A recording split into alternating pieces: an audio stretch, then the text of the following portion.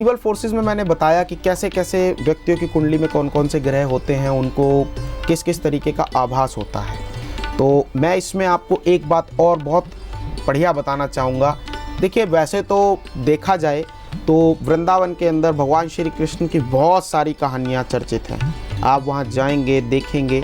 मैं ये वृंदावन का एग्जाम्पल क्यों दे रहा हूँ, क्योंकि देखिए इनविजिबल फोर्सेस की अगर हम बात करते हैं तो यहाँ पे हमें भगवान के अस्तित्व की भी तो बात करनी है। क्या ऐसे एग्जाम्पल्स हैं, क्या ऐसी चीज़ें हैं कि लोग माने। अगर आप ये मानते हैं, लोग कहते हैं कि भाई भगवान को मानते हैं तो भूत को भी मानो। ठीक है जी, बिल्कुल मानेंगे, कोई दिक्कत नहीं। सबूत बताइए।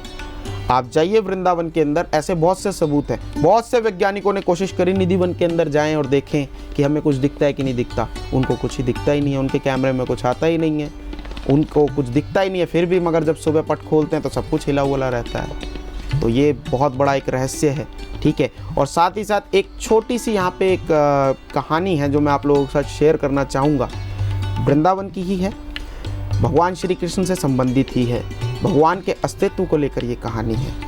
एक बार एक ब्राह्मण ने एक साहूकार से ऋण लिया और अपनी किस्तें बंधवा ली। ठीक है जी, और वो एक एक करके अपनी किस्तें चुकाता जा रहा था।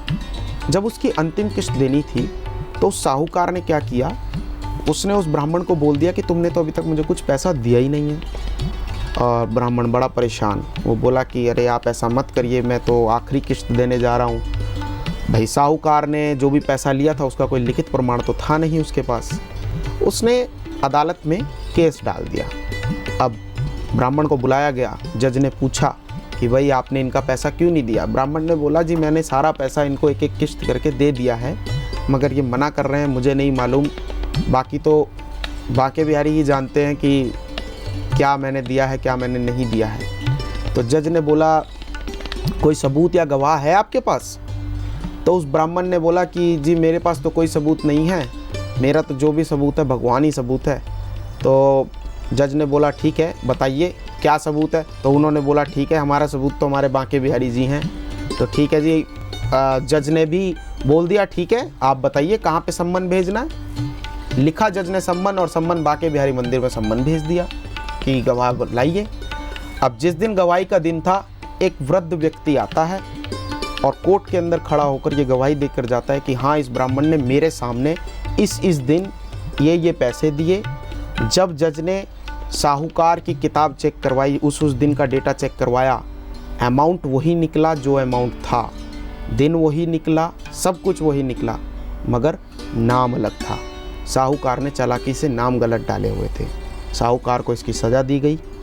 और जो जज था, जिस जज ने भगवान को चुनौती दी, उसने अपनी सीट छोड़ दी और वो वहाँ से सारा कामकाज छोड़ के चला गया। और कुछ समय बाद कहा जाता है वही जज पागल बाबा के नाम से वृंदावन में मशहूर हुए। तो कितना बड़ा रहस्य की बात मैंने आज आपको बताई है। बिल्कुल।